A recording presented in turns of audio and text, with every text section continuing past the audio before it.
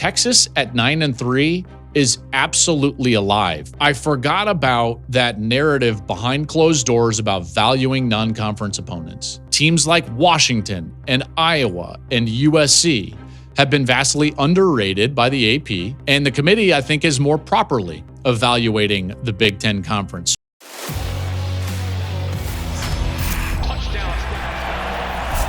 These fans are the best in the country. A day like today is why we love college football.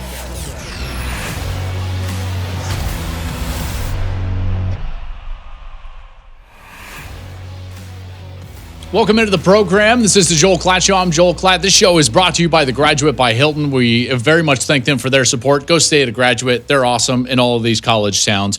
We've got playoff rankings. Finally, this is always the best time of year. Obviously, we love it when the college football season starts, but this is like the second beginning of the season. I love this moment in time because we get to see something that's real. You know, we all have our takeaways from the AP poll and what we think is, but this is where the rubber meets the road as the committee gives us their first rankings here, and we got a month left in the season. And gosh, I'm just reminded, guys, how great the 12-team playoff is. We knew it last year, and it gave us an incredible month into the season, November, and it's going to do that again. There's so many teams that are still right in the mix of this thing, and we get that now that we've got our first playoff rankings. Hey, if you have not subscribed to the show, please go do that over on YouTube. Get down into the comments. As you know, I jump down into the comments during the week, like to mix it up a little bit. All of you saying, hey, OU ran the football fine. No, you didn't watch the film. They did not run the football fine. 150-yard run at the end of the game does not mean that you ran the football fine during the course of the game against Tennessee. But I digress. Okay, so get down into the comments below, and I'll jump down there as much as I can. Also, follow us on social media. All of our content lives on social media, wherever you like to social media. You're out and about. You're on TikTok. You're on X, whatever it is, Instagram, we're there. All you got to do, find us at Joel Klatt Show, and we are there on social media. Let's get into this. Here's what we're going to do. I'm going to give you the top 25 as they were presented by the committee on Tuesday night, and then I've got 5 main takeaways from this first iteration of the committee's rankings. And granted, we know that this can change and likely will change at some point, obviously with wins and losses, and sometimes just how the committee feels. Let's face it, like we've seen them move quite a bit in previous years, just week to week. So is this going to be, tried and true for the rest of the time? No. But we're starting to see a little bit of a philosophy. And again, every time they give us a ranking, they give us a bit of their fingerprint, their DNA, how they're valuing teams, how they're valuing, the wins, the losses, the strength of schedule, so on and so forth, the eye test. All of that matters, and they tend to leave little nuggets for us along the way during the course of these rankings. So here we go. The top 25 playoff rankings, the first playoff rankings, here's what they gave to us. Tennessee was in there at 25, and then you've got the litany all the way up to number 1, Ohio State, just over Indiana and Texas A&M. Now, rather than rattle all of them off there, well, I guess for the audio folks, Tennessee's, you know what, that's just going to take too long. So I'm not going to rattle them all off, but I am going to give you these 5 main takeaways. And what I'm going to do here is go back to the top 25 each point and then draw your attention to one area of these rankings, and then let's discuss why those are such a big deal. Now, the top 10 is Notre Dame, Oregon, Texas Tech, BYU, Ole Miss, Georgia, Alabama, Texas A&M, Indiana, and Ohio State 10-1. Just on the outside of that is where we're going to start, because I thought that the biggest takeaway from these rankings is Texas at 11. Now, that tells us a lot about how the committee is valuing not only Texas, but obviously the SEC, and, rightly so. But them at 11, I think, is going to draw some people's ire, and it's also going to solidify what others think about what Texas is and what they could be during the course of the back end of the season. Here's what I would say. I get it. When I see where they're sitting, I absolutely get it. Number 1, their loss was the opening week of the season, one of their losses, to Ohio State on the road, which is right now the number 1 team in the country as the committee views it. And there's been a lot of discussion in college football about, and not even like publicly, I'm talking about behind closed doors, amongst the commissioners, amongst the committee, and how they should view teams, and more particularly, how they should view non-conference games. And here's something that you have to understand is that behind closed doors, the strong push is to make sure that we're valuing teams that schedule difficult non-conference games. Well, Texas scheduling the Ohio State game, the committee is not going to want to knock them for that. They're not going to want to put them down for losing that game on the road the opening week of the season with a brand new quarterback. Now, some people agree with that, some don't, okay? Now, that's fine. I agree with that. We need to get to a place in college football where we encourage games like that in the non-conference. Because if we're just going to penalize a team like Texas, for playing that game and losing that game, then we're going to lose that game on the schedule. And we don't want that in college football. So I think that we've got to start there, is that we've got to understand that behind closed doors, the power brokers in college football want to value that game being played first and foremost. So losing that game is not going to hurt Texas all that much. That's one of the reasons they're sitting there at 11 right now. I halfway expected them to be over Notre Dame, although Notre Dame scheduled those difficult games also early in the season. Their 2 losses, Texas A&M and Miami. So I get it where Texas is ranked, and candidly, I don't disagree with it. And here's the other thing that you start to realize when you look at those rankings, you see who's above Texas, who is behind Texas, namely OU right behind them at 12, and Utah right behind OU at 13. Then you've got that litany of ACC teams, Virginia, Louisville, Georgia Tech, and Miami from 14 to 18 with Vandy mixed in. And you start to realize hey, those teams aren't going to pass Texas. And guess what? Texas has so much ammunition left on their schedule that them being at 11 right now, they're still in a good position whether they win out or not. Now, they can't go 8-4, obviously. But they still have 2 monster games in the SEC right now left on their schedule in their last 3. They've got to go to Georgia November 15th. Then they're going to have Arkansas at home and Texas A&M at home. So bang, 2 top 5 opponents as the committee sees them, with Georgia sitting there at 5. So this ranking, the first thing that jumped out at me right when I saw this ranking is, hey, Texas at 9-3 is absolutely alive, if not almost certainly in. Now, someone would have to fall out of that, but there are some teams that you could see maybe losing a game or 2 down the stretch that are above them and opening up a spot for Texas in the playoff. Main takeaway, number 1 takeaway, Texas as a 9-3, as the committee is telling us, is absolutely alive for the playoff. Now, I've argued that 9-3 is not going to get in, but again, if you, and I should have realized this before, and candidly, it's my bad, and I'm frustrated about it. But I forgot about that narrative behind closed doors about valuing non-conference opponents and scheduling that game. There is a model being floated, by the way, in college football. I don't know if it's ever going to take hold, that the committee would use to basically provide points based on matchups and wins and strength of schedule.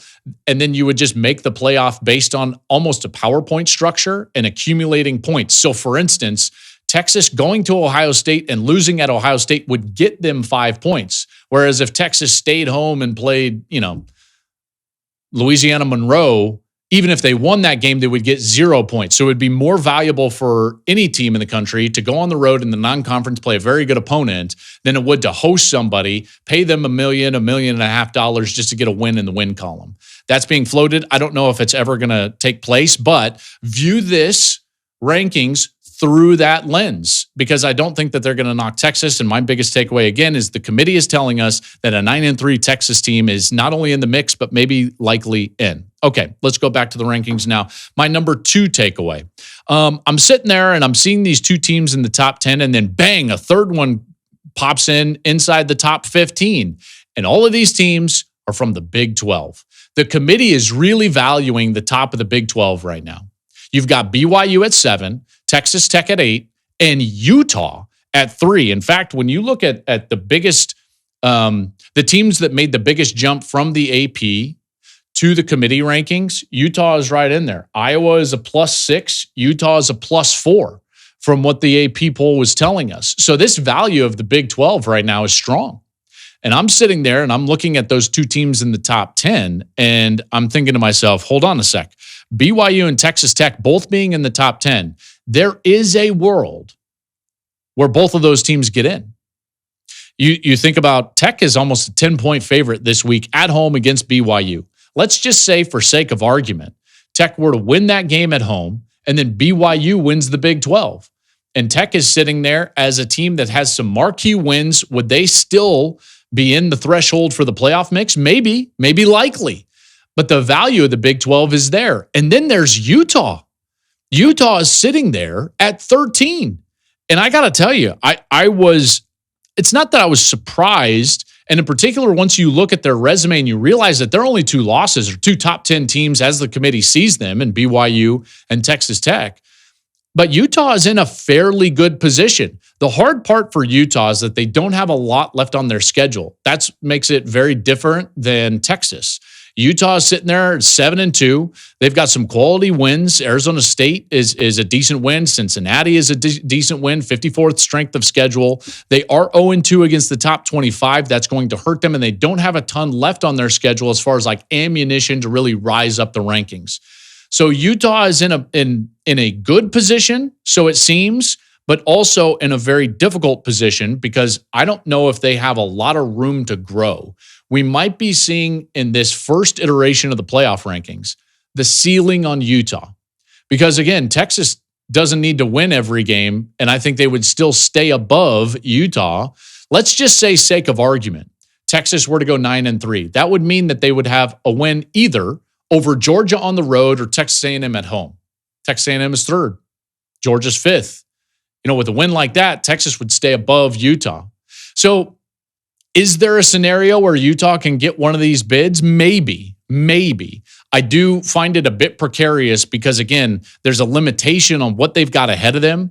They've got at Baylor, Kansas State, at Kansas. So interesting, yes. And could they be 10-2? Likely. Will they get in at 10-2? Not sure. And in that case, I don't know if they're sitting there with a top 25 win, and I don't know if they're going to be winning an argument at 10-2 against others that could be there, even a 9-3. OU could be 9-3. Texas could be 9-3. Vandy could be 10-2. There's a lot of teams still sitting there. And then there's also some 10-2 teams from the Big Ten or potential 10-2 teams from the Big Ten. And that's where I want to go back to the rankings and give you my third point. So the first point, Texas at 11. I thought that was huge.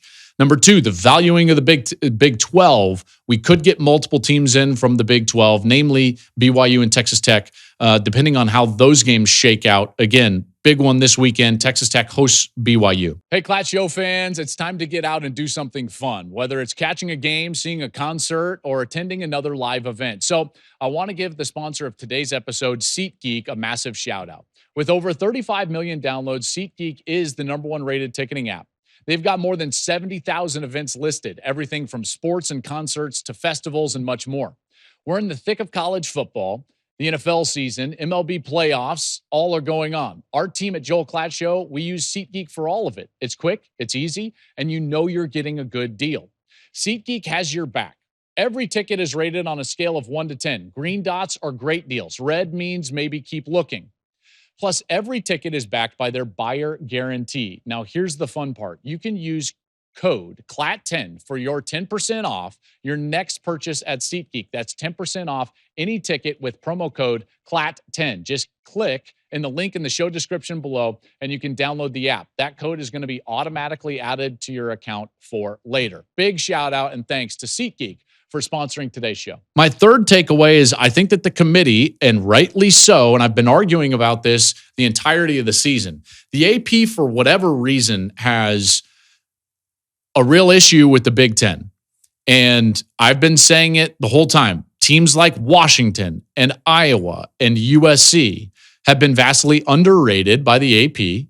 And the committee, I think, is more properly evaluating the Big Ten Conference. So here's we've got the value of the Big Ten not only at the top, with the top two teams in the country being Ohio State and Indiana. Not only a third top 10 team with Oregon, but also this litany of teams from 19 to 23, USC at 19, Iowa at 20, Michigan at 21, Washington at 23. Those 4 teams give them 7 teams in the top 25 and a pretty clear path towards potentially getting a 4th Big Ten team. We've been talking about this a lot during the course of the year. Is there a team that has a path to be the 4th team in the playoff from the Big Ten? Now, that's assuming that Oregon handles their business, but we're sitting here with USC, Iowa, Michigan, and Washington. You start with Iowa, and I already mentioned this, but Iowa is 6 spots higher in the CFP rankings than they are in the AP. They're 20th instead of 26th. Oregon at 9, that makes sense based on the current resume that they're throwing out there, mainly because of what they told us, the committee told us, in terms of a lack of big wins.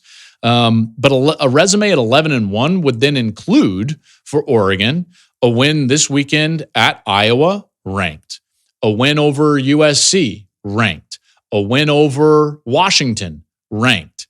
So Oregon has a tremendous amount of runway still ahead of them. They're sitting there at 9. They've got all these games. I don't even think Minnesota is a team that would be frowned upon by the committee by any stretch of the imagination. So now all of a sudden, this pathway for Oregon to get all the way up into that 4, 5, or 6 seed is absolutely there.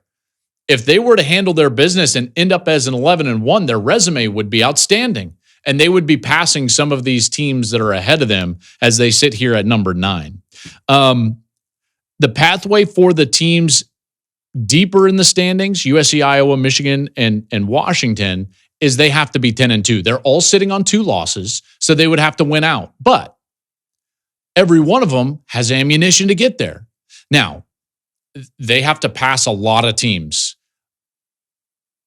But don't we believe that the ACC is going to chew each other up? Yeah, likely. Those teams, I think, are being properly valued, and then in some cases even overvalued based on record. And they're being given a spot based on record versus on quality. Like, for instance, if you were to just line up and play USC and Virginia this weekend, USC is winning that game. Michigan and Virginia, Michigan is winning that game. You know, and you can say this about a lot of teams, but like the ACC is not very strong. And so they're being rightly evaluated and yet still propped up based on just pure record versus quality. Now, if you start to chew that conference up, which I imagine will happen during the course of November because of their lack of quality, then these teams have a pathway. They can potentially jump themselves up into the rankings and be that 4th 10 from the Big Ten. And then the last thought on valuing the Big Ten is those top 2 teams up there, Ohio State and Indiana. These 2 teams being given a lot of respect, and rightly so. Talked about their defense, both of their defenses, top 10 defenses. Indiana is maybe the most, at least statistically, complete team in the country. They each have a Heisman hopeful at quarterback. They're both really good teams. If you look at their schedule, obviously, Ohio State still has Michigan. Indiana has a much easier road down the end of November. These 2 teams likely both get buys. And the winner of the Big Ten championship likely gets the number 1 seed in the playoff.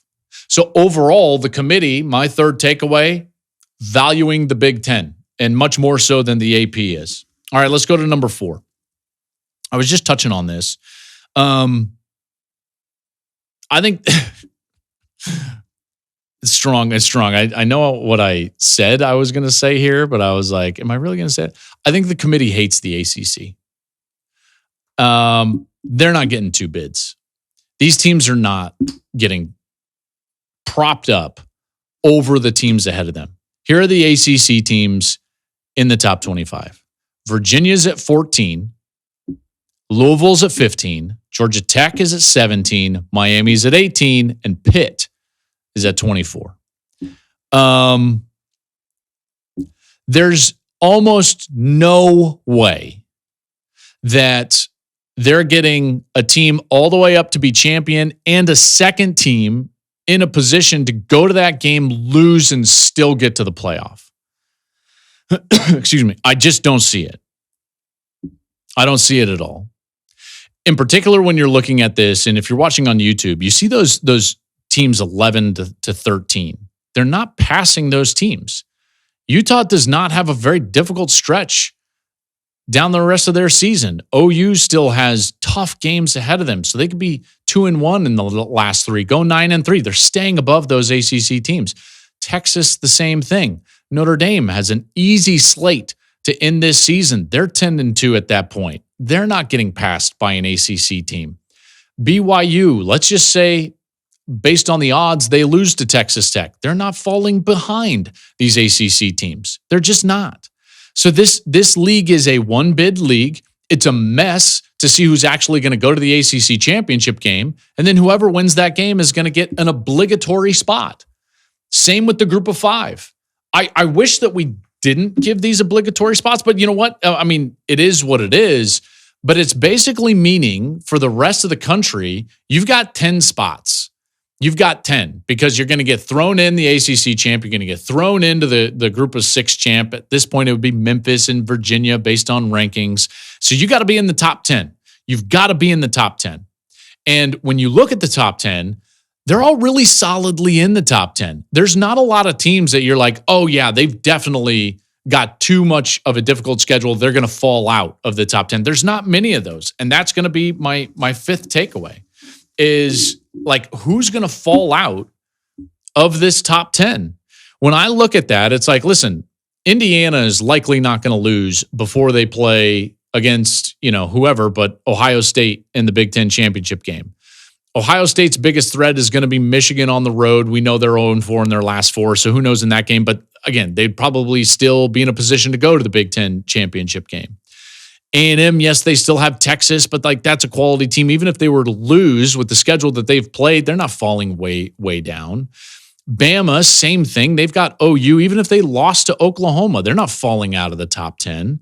Georgia, even if they lost to Texas, they're not falling out of the top 10. Ole Miss has a schedule that's much more manageable than the other SEC teams down the stretch, so I don't see them losing a game. They're not falling out of the top 10. So it's like, who could fall out? Maybe it's BYU because they've got to go to Texas Tech. Maybe it's Texas Tech because they have to play BYU. It could be one of those Big 12 teams. But then you get to the team that I think has the most difficult month of November of anybody outside of Texas. And of course, Texas is behind the line here. Oregon. Oregon has a ridiculously difficult November. Oregon has to go to Kinnick. It looks like it could be rain, sleet, nasty weather in Iowa on Saturday. They've got a USC team coming to town, and then they've got to go to Washington. So of all the teams in the top 10, the team that I think is actually the most likely to lose a game or maybe even 2 is Oregon. I think very highly of Oregon and Dan Lanning and that staff and that team. Do I think that they're going to lose? Probably not. They're going to be favored in all of those games, but at Washington is a scary proposition. Washington owns Oregon in Husky Stadium. At Iowa is no picnic, in particular with the weather coming in that we're starting to see for Saturday. So Oregon, of the teams in the top 10 right now, if I was looking at a team and I was like, I would have to bet on a team, something happening and falling out, it would be Oregon. Now, with that being said, could easily be a BYU. If they were to lose to Tech in this game and then lose to Tech again in the Big 12 championship game, I think BYU would be out at that point. But the remaining schedule is the most daunting for a team like Oregon. And then you start to look at part of my 5th takeaway is like, well, who's got the best chance to jump into the bracket? And again, we've got right now, because the ACC is not being valued and their champ is just going to get thrown in there and the group of 6 is going to get thrown in there, you've got to be in the top 10. And so the team that's just outside of the top 10 right now is the team that has the most likelihood of jumping in, and that's Texas. I know I talked about that off the top, but you look at their remaining schedule at Georgia, Arkansas, and Texas A&M. I mean, this is a team that at 9-3, in all likelihood, the committee is telling us is going to be included. So those teams ahead of them have got to take care of business. Would it help them if Oregon were to stumble? Yes. Would it help them if BYU, were to stumble down the stretch, which we saw last year from BYU? Yes, that would obviously help. But that's the team that's outside of the top line, because remember, even if you could argue like, well, OU's schedule 9-3 should get them in. Yeah, but you got Texas right there that has a head-to-head victory. So those two teams, at 10-2, almost surely are going to get in, almost absolutely. And then even at 9-3, Texas has certainly a path. So who could fall out of the bracket? I mean, Oregon's got a tough November. Who could jump into the bracket? Texas could certainly jump into the bracket with the way the committee is valuing them in these first rankings. Now, I want to talk to you guys down in the comments during the course of the rest of the week, because this stuff is too fascinating to me, and I'm in my own head. So I want to hear from you. Who do you think is the most vulnerable that's inside of the top 10 right now? And throw it in there and tell me why. And I'd love to have a big discussion with all of us down there in the comments. Who is the most vulnerable team in the top 10 that is the most likely team to lose here down the stretch and fall out of that spot? And then, you could also throw, like, who's your team that's going to leap up into that fold? Is it Vandy? Is it, Michigan? Could they beat Ohio State again and be 10-2 and get in there? You throw those comments down below. I'm going to try to jump in there and be part of that discussion as we move on in the week. Listen, I love this stuff. Again, this is almost like the second start of the season as the rankings get released. I so much appreciate you being a part of this show and consuming this show. Please get down into the comments. Please subscribe to the show. Share it with a friend, because it's just getting started right now. November is going to be incredible. And again, you look at these rankings, it's like all these teams in the top 25 have a path. Pitt has a path to 10-2. Like, this is awesome. I love the expanded playoff. I think college football is in such a great spot, and now we just get to talk about it, consume it, enjoy it, and love it during the month of November. So I very much appreciate you being a part of it and listening to this show. We will be back tomorrow. I'm going to have picks and previews for this weekend's game. I'm going to be at Penn State. Indiana travels to Penn State. I'll be covering the Hoosiers there. Obviously, a big one in Kinnick, like we were talking about, Oregon and Iowa. We got BYU and Texas Tech. So a lot of games that we got to break down on Thursday. I'll be there to do it all with you, and I can't wait to get this thing going through the month of November. I will be with you Thursday. Talk to you then, and enjoy the week, everybody.